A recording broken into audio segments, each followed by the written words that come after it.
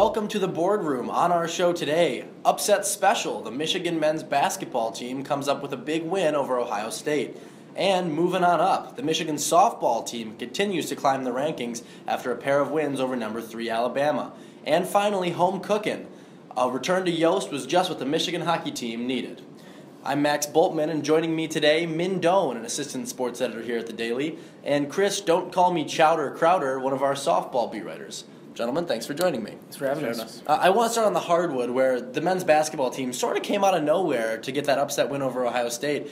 Was that really the perfect storm, or is this team finally starting to click?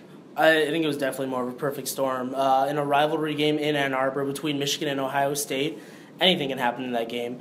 But if you look at the stats, D'Angelo Russell had 16 points. He's averaging 19 this season. And that steal at the end by Spike Albrecht, where he laid it up to put Michigan up by 6, really sums up the game perfectly. I'm going to have to agree with you, man. I think that Spike Albrecht steal was huge for Michigan. They just came up huge in the big game, and they just had a lot of hustle plays from Spike, Max Bielfeldt, and Ricky Doyle. Just had a really great game, but I think it's too little too late for them. Yeah, this team's going to travel to Maryland this weekend, which just scored a pretty huge win over number 5 Wisconsin. What does Michigan need to do to repeat that kind of success? I think they just need to go out and play like they wanted again. I think rebounds are also a huge part of the game.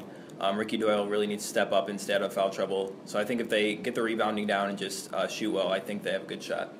I think the key is shooting well. Michigan shot 53.1% in the first half against Ohio State. They're going to have to duplicate that again to even have a chance at winning against Maryland. And their defense is going to have to be perfect. Melo Trimble and Des Walls are averaging over 15 points a game. They're both going to have they're both going to have to be shut down if Michigan wants a chance at winning. All right, on to the diamond, where the Michigan softball team continues to climb the national ladder. A couple wins over number 3 Alabama last week. Now Michigan up to number 3 overall. Guys, what does Michigan have going for it right now? They have everything going for them. They have the hitting, the defense, and the pitching. Megan Betts has just been on fire for the Wolverines. Sierra Romero just set the career record for Grand Slams with 8. Lindsey Montemurano just came up huge this past weekend after going hitless for the first 2 weekends. Hit 429, had 2 homers, so everybody's stepping up and timely hitting for the Wolverines. Yeah, I have to agree with Chris. But intangibles-wise, they have one of the best coaches in the nation, Carol Hutchins. And I think with her at the helm of the ship, Michigan should be fine. Yeah, Chris, you touched on this a little bit, talking about Betsa, but really the whole pitching stable is pretty remarkable. But if you could pick one, who's been the most impressive so far?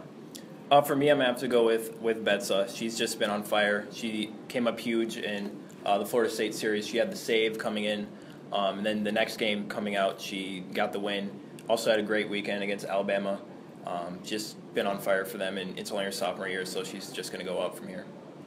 Min? I have to say Haley Wagner. She might have the highest ERA on the team, but she did pitch against number 1 Florida in that very first game where Michigan lost 2-1, and she did pitch against number 3 Alabama, which they got a win in.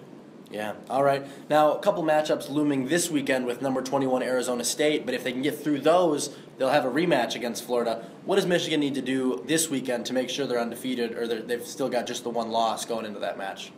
I think hitting, for sure. Sierra Romero is hitting .455 right now, on-base percentage of .612. 2/3 of their starting lineup is hitting over 300. If they can continue to hit like they have been doing, they should be fine. Yeah, I agree with you. I think along with the hitting, they need to work on their small ball a little bit. That's what Hutch said she wanted to focus on with the team. And they just need to take advantage of the speed of Sierra Romero and Sierra Lawrence and keep things moving on the base pass. All right, and finally to the ice, where the Michigan hockey team will host Wisconsin for a home series this weekend. Wolverines picked up a big win at Yost last weekend over Ohio State after dropping one in Columbus. So what is it about that home cooking, and can Michigan replicate it against Wisconsin? First of all, they played in Wisconsin, who they beat twice up in Madison. They scored 13 goals on Joel Rumpel, who was a Hobie Baker finalist last year.